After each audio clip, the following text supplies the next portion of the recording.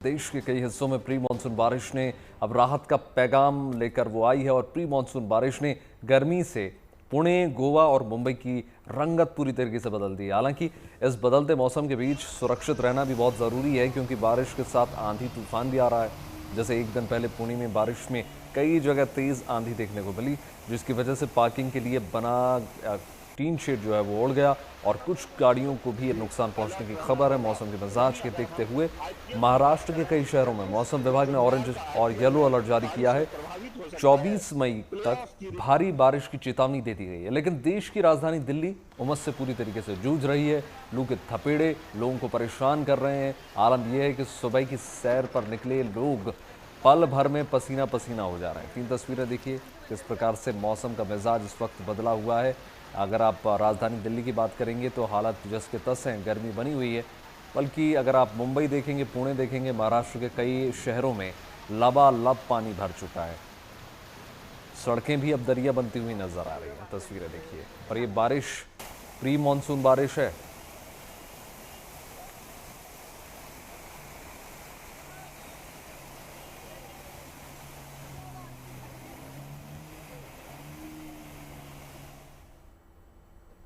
तो बारिश में खुद को सुरक्षित रखना बेहद जरूरी है, क्योंकि कब बारिश के साथ आंधी तूफान विकराल रूप धारण कर ले पता नहीं चलता।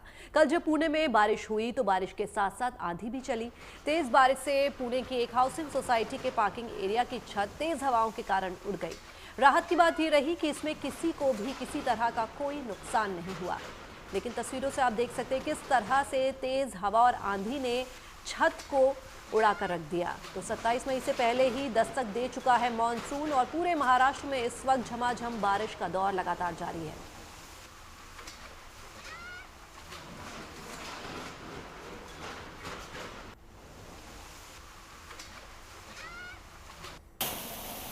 और देखिए तेज बारिश की वजह से पुणे की सड़कें पानी पानी हो चुकी हैं। देखिए तस्वीरें, कैसा लग रहा है जैसे दरिया बन चुकी हैं ये सड़कें। और इतनी बारिश हुई है, ऐसा लग रहा है कि पूरी तरीके से नदी का ये बहाव है, हर तरफ पानी ही पानी आपको नजर आएगा। सबसे ज़्यादा जो मुश्किलें हैं वो गाड़ी वालों को हुई।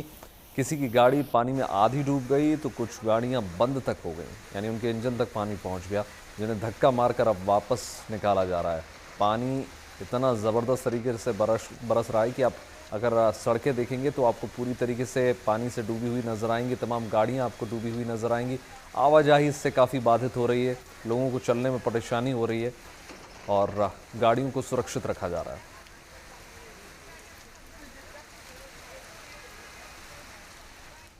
तो मुंबई में मंगलवार देर शाम से बरसात शुरू हुई और मुंबई कर को तैर कर जो है उसे पार करना पड़ा। आज भी मुंबई में बारिश की संभावना है। वहीं दक्षिण भारत के कई राज्यों में इन दिनों हल्की से भारी बारिश हो रही है। मौसम विभाग ने भी इस हफ्ते ऑरेंज से रेड अलर्ट जारी किया। दिल्ली में भी आज बारिश की संभावनाएं जताई जा रही हैं।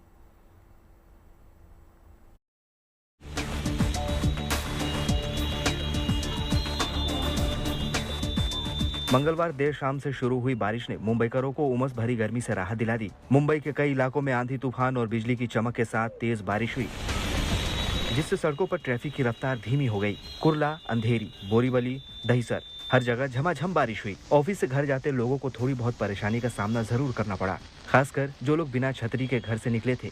बावजूद इसके राहत की बारिश लोगों को सुकून का एहसास करा गई। मुंबई और इसके आसपास के इलाके में मंगलवार शाम से ही तेज बारिश हो रही है, जिसके चलते खासकर बस और ऑटो रिक्शा में सफर करने वाले यात्रियों को काफी परेशानियों का सामना करना पड़ रहा है। इस वक्त हम मौजूद हैं मुंबई के कुर्ला इलाके में, जहां पर आप देख सकते हैं जो यात्री ऑटो रिक्शा से सफर करते हैं वो इनको यहाँ पर काफी परेशानियों का सामना करना पड़ रहा है। कई यात्री ऐसे हैं जो छतरी नहीं लाए थे, क्योंकि लोगों को ये जानकारी नहीं थी कि आज शाम तेज बारिश हो सकती है, जिसके चलते इन लोगों को इसी तरह यहाँ पे पानी में भीगना पड़ रहा है। वहीं अगर हम बात करें तो वेस्ट की बस भी चल रही है, लेकिन उसमें भी काफी भीड़ है। क्योंकि आपको बता दें मौसम विभाग ने भी मुंबई और इसके आसपास के इलाके में आने वाले 4 दिनों तक तेज बारिश होने का अलर्ट जारी किया है, जिसके चलते मुंबईकरों को भी काफी अलर्ट रहना होगा। कल देर शाम हुई मूसलाधार बारिश ने पुणे को भी पानी पानी कर दिया। सड़कों पर जगह जगह जल जमाव होने से लोगों को काफी दिक्कतों का सामना करना पड़ा। मुंबई, पुणे समेत महाराष्ट्र में आने वाले दिनों में हल्की से भारी बारिश की संभावना है। खासकर महाराष्ट्र के कोंकण और मध्य क्षेत्रों में भारी बारिश की चेतावनी दी गई है। मौसम विभाग ने 24 मई तक महाराष्ट्र के कई इलाकों में बारिश की संभावना जताई है। कुछ स्थानों पर 30 से 40 किलोमीटर प्रति घंटे की रफ्तार से तेज हवाएं चल सकती हैं। पुणे समेत महाराष्ट्र के कई इलाकों के लिए मौसम विभाग ने भारी से बहुत भारी बारिश का ऑरेंज और रेड अलर्ट जारी किया है। गोवा में भी बारिश ने मौसम सुहाना बना दिया। मई के महीने में हुई प्री मानसून बरसात ने पारा गिरा दिया तो लोगों को गर्मी से निजात मिली। भारतीय मौसम विभाग के मुताबिक अगले हफ्ते भर देश के अधिकांश हिस्सों में भारी बारिश, आंधी तूफान और तेज हवाओं का सिलसिला जारी रहेगा। पूर्वोत्तर, दक्षिण, मध्य पश्चिम और उत्तर भारत के कई क्षेत्रों में बारिश होने के आसार हैं। दक्षिण भारत के कई राज्यों के लिए मौसम विभाग ने रेड और ऑरेंज अलर्ट जारी किया है।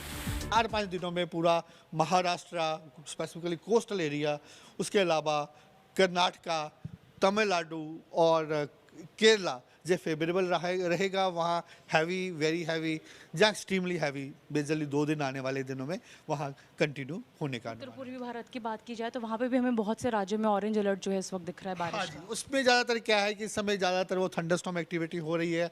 वहाँ जो हवाओं की गति है 50 से 60 किलोमीटर की बनी हुई है, वही हमारा अनुमान है वो रहेगा।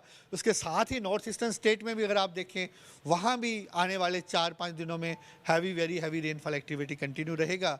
और इसके अलावा एक और चीज़ मैं बताना चाहूँगा कि हमारा ये अनुमान है कल तक एक सर्कुलेशन पैटर्न बन सकता है east central bay of Bengal joining of coastal Karnataka के ऊपर।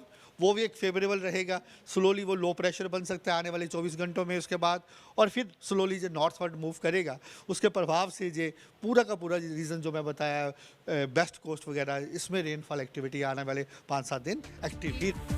राहत की बारिश का इंतजार कर रहे दिल्ली एनसीआर के लिए भी गुड न्यूज है। मौसम विभाग ने दिल्ली में अगले 2-3 दिनों तक हल्की गरज और चमक के साथ बारिश की संभावना जताई है, जिससे तापमान में गिरावट होगी और लोगों को गर्मी से निजात मिलेगी। मुंबई से एजाज खान और दिल्ली से मनीषा लड्डा के साथ bureau report, good news today.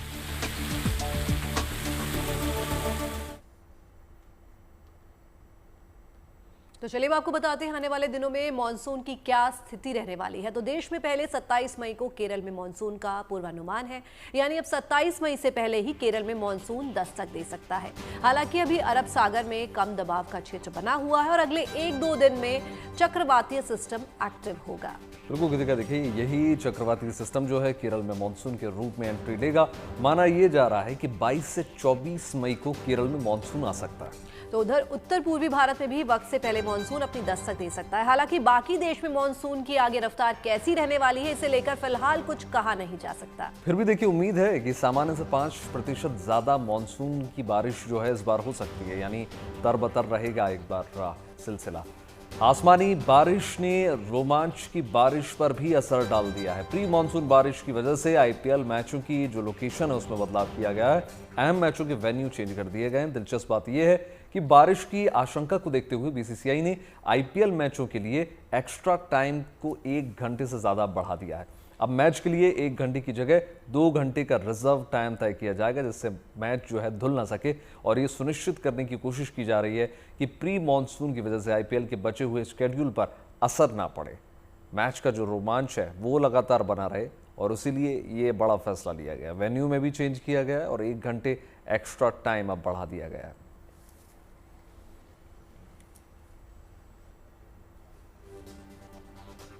तो नए शेड्यूल के मुताबिक आईपीएल का फाइनल अब अहमदाबाद के नरेंद्र मोदी स्टेडियम में खेला जाएगा। इसी मैदान पर क्वालीफायर 2 भी खेला जाएगा। इसके अलावा क्वालीफायर 1 और एलिमिनेटर मैच मोहाली के मुल्तानपुर स्टेडियम में खेला जाएगा। पहले शेड्यूल में फाइनल और क्वालीफायर 2 को कोलकाता के ईडन गार्डन में खेला जाना था, लेकिन बारिश की वजह से बीसीसीआई को इन मुकाबले के वेन्यू को बदलना पड़ा। बिल्कुल, देखिए इतना ही नहीं, आपको बता दें बारिश की आशंका को देखते हुए रॉयल चैलेंजर्स बेंगलुरु और सनराइजर्स हैदराबाद के बीच 23 मई को बेंगलुरु में होने वाले मैच को बारिश के कारण लखनऊ शिफ्ट कर दिया गया।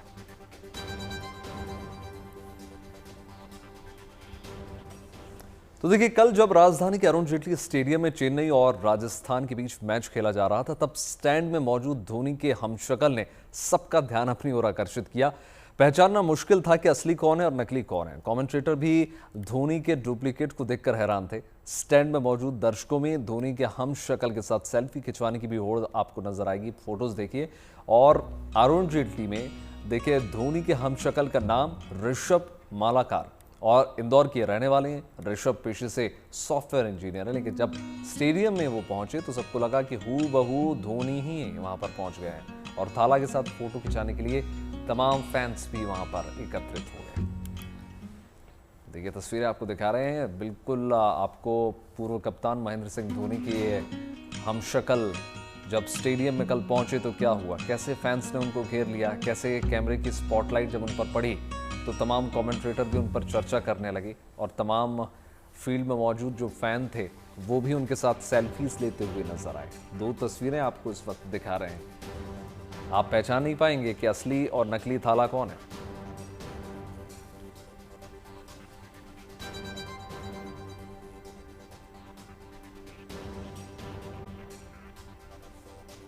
बात करेंगे शिक्षा के क्षेत्र से आ रही बड़ी गुड न्यूज के साथ। देश के राज्य मिजोरम ने ऐतिहासिक उपलब्धि हासिल कर ली है। मिजोरम देश का पहला राज्य बन गया है जिसे पूर्ण साक्षर राज्य अब घोषित कर दिया गया है। मिजोरम की साक्षर दर बीते 14 सालों में 91.3% से बढ़कर 98.2% तक पहुंच गई। मिजोरम को 20 फरवरी 1987 को राज्य का दर्जा मिला था, लेकिन आज इस राज्य ने वो मुकाम हासिल कर लिया है जिसकी हर तरफ चर्चा हो रही है, तारीफ हो रही है। इस बड़ी उपलब्धि की घोषणा मुख्यमंत्री ने एक कार्यक्रम के दौरान की जिसमें केंद्रीय मंत्री जयंत चौधरी भी मौजूद रहे। आज देखिए राज्य में 98% से ज्यादा लोग लिटरेट यानी पढ़े लिखे हो चुके हैं। ये बड़ी खबर निकल कर आ रही है मिजोरम से।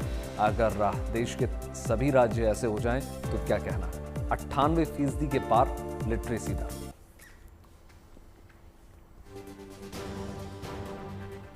और अब आपको मिजोरम की इस शानदार उपलब्धि के पीछे की मेहनत बताते हैं। चलिए आपको बताते हैं कि आखिर कैसे मिजोरम देश का पहला साक्षर देश बना। तो सबसे पहले आपको बता दें कि देश भर में शिक्षा के क्षेत्र में मिजोरम ने ऐतिहासिक उपलब्धि हासिल की है। मिजोरम देश का पहला राज्य बन गया है जिसे पूर्ण साक्षर राज्य घोषित किया गया है। मिजोरम की साक्षर दर बीते 14 सालों में 91.33% से बढ़कर जैसा कि आपको बताया 98.2% पहुंच गई। 2011 में मिजोरम की साक्षरता दर 91.33% थी।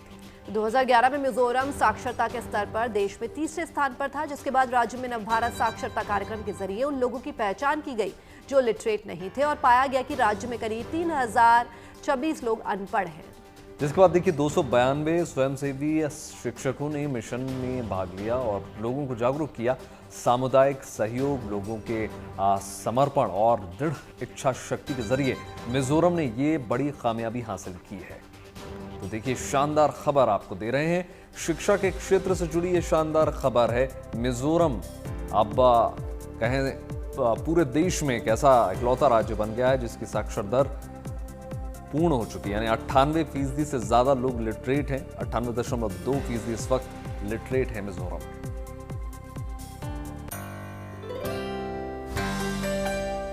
और एक और शानदार खबर, अब बात गिर के शान कहे जाने वाले एशियाटिक लायंस की। आज गिर के जंगलों में एशियाटिक शेरों की गिनती के आंकड़े जारी होंगे। आज हम जान पाएंगे कि भारत के जंगलों में एशियाटिक शेरों का कुनबा कितना फला फूला हुआ है। तो इस बार 10 से 13 मई तक शेरों की गिनती हुई है। 16वीं बार की गई इस बार की गिनती में मॉडर्न टेक्नोलॉजी और 3400 वॉलंटियर्स की मदद ली गई है। बिल्कुल देखिए 11 जिलों के 58 तहसील के कुल अगर हम देखें 35,000 स्क्वायर किलोमीटर में ये गिनती की गई और हर बार इस प्रकार की प्रक्रिया की जाती है। पिछली बार अगर हम देखें 2020 में गिनती जब हुई थी तो 674 शेरों की जानकारी निकलकर सामने आई थी। तो माना यह भी जा रहा है कि इस बार ये आंकड़ा बढ़कर 800 के पार हो सकता है। एशियाटिक शेरों की गिनती हर 5 साल के बाद की जाती है। बिल्कुल देखिए लाइन सेंसस प्रक्रिया को डायरेक्ट बिट वेरिफिकेशन कहा जाता है और इसी के तहत जो इन शेरों के मूवमेंट वाले इलाके होते हैं वहां पर इनकी निगरानी की जाती है और फिर गिनती की जाती है। तो शेरों की गिनती करने का मुख्य उद्देश्य उनकी सुरक्षा, संतुलन और खास करके संवर्धन के नए प्रोजेक्ट्स पर कैसे काम किया जाए ये सुनिश्चित करना है। साथ ही साथ हम आपको बता दें शेरों से जुड़ी दिलचस्प बात यह है कि दरअसल एशियाई शेर अफ्रीकी शेरों के मुकाबले ज्यादा बड़े होते हैं। एशियाटिक लायंस केवल गिर के जंगलों में पाए जाते हैं ऐसा नहीं है। अफ्रीकी शेरों की बात करें तो इनकी लंबाई 6 फीट तक होती है। अफ्रीका के शेर अंगोला, मोजाम्बिक और सहारा अफ्रीका के जंगलों में रहते हैं। शेरों की जीवन शैली से जुड़ा एक दिलचस्प तथ्य ये भी है कि शेरों पर जहां कुनबे की हिफाजत की जिम्मेदारी होती है वहां भोजन की व्यवस्था शेरनी को ही करनी होती है। लिहाजा 90% शिकार शेरनी ही करती हैं। शेर झुंड में रहना पसंद करते हैं। एक समूह में शेरों की संख्या 40 तक होती है। शेरनी की वफादारी भी बेमिसाल है। शेरनी पूरी उम्र उसी ग्रुप में रहती है जहां उसका जन्म हुआ। वहीं शेर जो है वो अक्सर बूढ़ा होने पर अपना समूह बदल लेता है। देखिए शेर की तस्वीरें आपको दिखा रहे हैं इस वक्त टेलीविजन स्क्रीन पर। गिनती हो जाएगी और फिर निकल कर सामने आएगा कि कितनी संख्या बढ़ी है।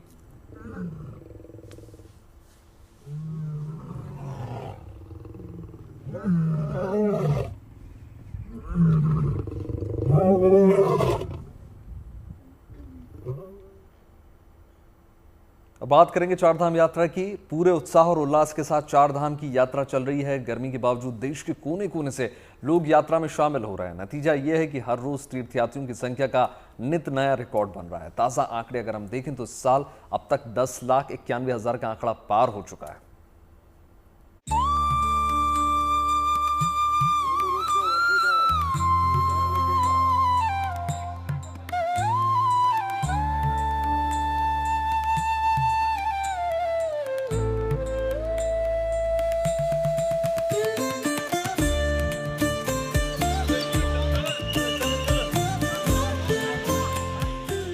हिंदू धर्म में कहा जाता है कि अगर कोई आत्मशुद्धि चाहता है, पापों से मुक्ति और मोक्ष प्राप्ति की कामना करता है तो उसे उत्तराखंड के 4 धामों के दर्शन जरूर करने चाहिए। यही वजह है कि 4 धाम यात्रा का विशेष महत्व है। ये यात्रा न केवल धार्मिक दृष्टि से महत्वपूर्ण है, बल्कि इसका आध्यात्मिक और सांस्कृतिक महत्व भी है।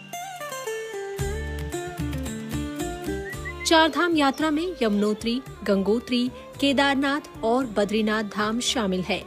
सभी चारों धाम अलग अलग देवी देवताओं को समर्पित हैं। केदारनाथ धाम भगवान शिव को समर्पित, बद्रीनाथ धाम भगवान विष्णु को, गंगोत्री धाम माता गंगा और यमुनोत्री धाम मां यमुना को समर्पित है। यहाँ पहुँचने वाले श्रद्धालु इन्हीं देवी देवताओं की पूजा कर उनकी भक्ति में लीन हो जाते हैं। खराब मौसम और तमाम मुश्किलों के बावजूद 4 धाम यात्रा को लेकर श्रद्धालुओं में जबरदस्त उत्साह और उमंग है। तेज धूप और गर्मी के बावजूद देश विदेश से भारी संख्या में लोग 4 धाम पहुँच रहे हैं। हर दिन करीब 60,000 से अधिक श्रद्धालु चारों धामों के दर्शन कर रहे हैं। 20 मई की बात करें तो इस दिन 66,348 श्रद्धालुओं ने 4 धाम की यात्रा की। केदारनाथ और बद्रीनाथ धाम में सबसे ज्यादा श्रद्धालु उमड़ रहे हैं। 30 अप्रैल से शुरू हुई 4 धाम यात्रा में अब तक 10,91,000 से ज्यादा श्रद्धालु शामिल हो चुके हैं।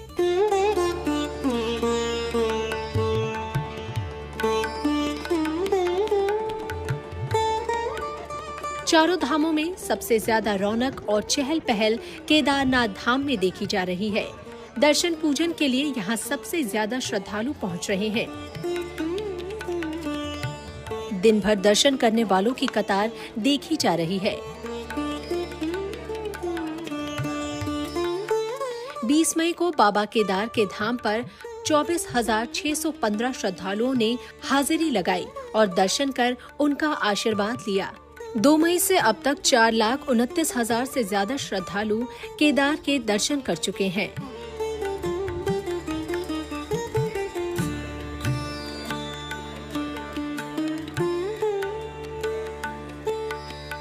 भगवान बद्री विशाल के दर्शन के लिए भी भक्तों की भारी भीड़ पहुंच रही है। 20 मई को 20,227 श्रद्धालुओं ने दर्शन किए। इस साल अब तक 2,74,000 से ज्यादा श्रद्धालु भगवान बद्री विशाल के दर्शन कर चुके हैं।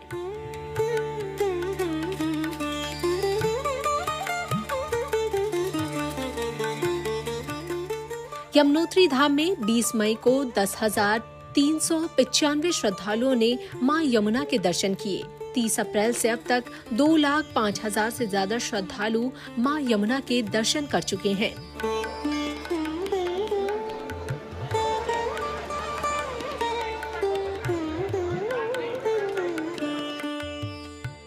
गंगोत्री धाम में 20 मई को 11,111 श्रद्धालुओं ने दर्शन किए। गंगोत्री धाम में इस साल अब तक 1,86,000 से ज्यादा श्रद्धालुओं को दर्शन पूजन का सौभाग्य मिला है। चार धाम की यात्रा बेहद कठिन है, लेकिन यहाँ का वातावरण शुद्धता से भरा हुआ है। चार धाम की लंबी यात्रा के दौरान तीर्थयात्री सात्विक भाव से भरे रहते हैं और उनमें सकारात्मक ऊर्जा का संचार होता है। आने वाले दिनों में चार धाम यात्रियों की संख्या में और बढ़ोतरी का अनुमान है। Bureau report, good news today. और देखिए, लाखों शिव भक्तों के लिए गुड न्यूज निकल कर आई है। 5 साल के लंबे इंतजार के बाद इस साल 15 जून से कैलाश मानसरोवर यात्रा की शुरुआत हो रही है। इस बार उत्तराखंड और सिक्किम के रास्ते कुल 15 जत्थे यात्रा पर जाएंगे और यात्रा के लिए रजिस्ट्रेशन कराने वाले श्रद्धालुओं की संख्या ज्यादा है, इसलिए उनका चयन लकी ड्रॉ के जरिए किया जाएगा। मान्यता है कि भगवान शिव और माता पार्वती आज भी कैलाश पर्वत पर विराजमान है।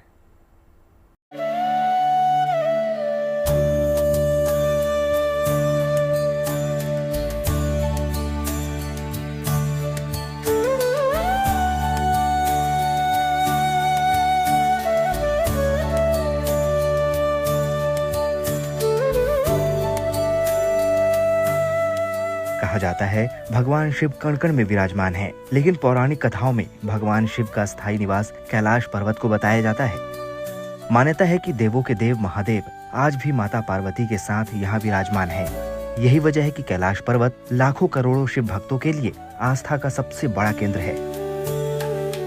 5 साल के लंबे इंतजार के बाद फिर वो शुभ घड़ी आने वाली है, जब शिव भक्त अपने आराध्य भोलेनाथ के पवित्र निवास स्थान का दर्शन कर सकेंगे।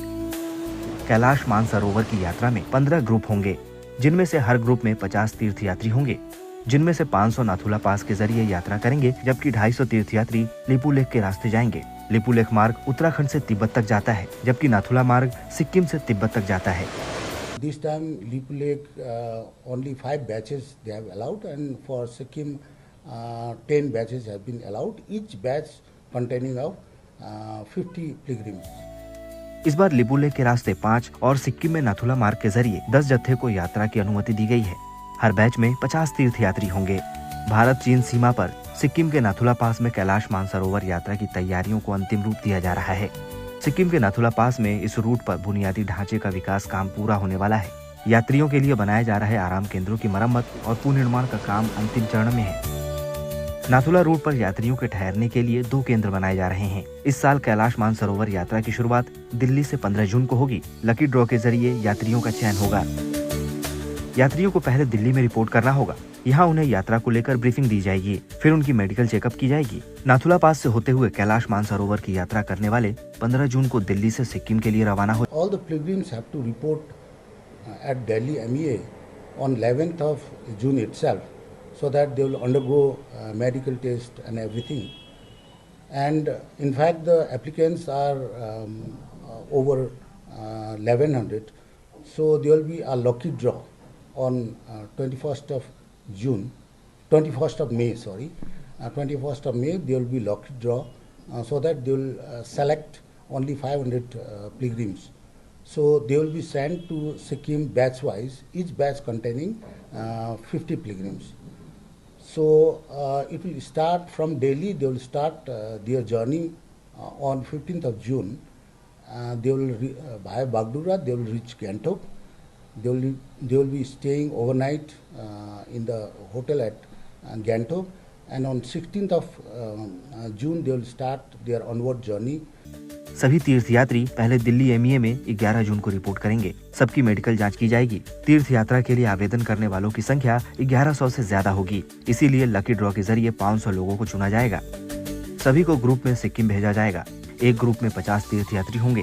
दिल्ली से उनकी यात्रा 15 जून को शुरू होगी। बागडोगरा से होते हुए जत्था गैंगटॉक पहुंचेगा। वहां से 16 जून को उनकी आगे की यात्रा शुरू होगी। कैलाश मानसरोवर का बड़ा इलाका चीन के कब्जे में है, इसीलिए यहाँ जाने के लिए चीन की अनुमति चाहिए होती है। विदेश मंत्रालय हर साल यात्रा का आयोजन करता है। भारत से कैलाश मानसरोवर जाने के 3 रास्ते हैं। पहला उत्तराखंड के लिपुलेख होकर, दूसरा सिक्किम के नाथुला से होकर, तीसरा नेपाल की राजधानी काठमांडू होकर। हालांकि इस साल यात्रा 2 प्रमुख मार्गों उत्तराखंड के लिपुलेख दर्रे और सिक्किम के नाथुला दर्रे से होगी। नेपाल वाले रूट पर भारत और चीन के बीच अनुबंध नहीं है। Bureau report, good news today. और चलिए आपको लेकर चलते हैं चीन के तियानजिन प्रांत में, जहां ड्राइवरलेस बस का ट्रायल किया गया। ये बस 5.5 मीटर लंबी है और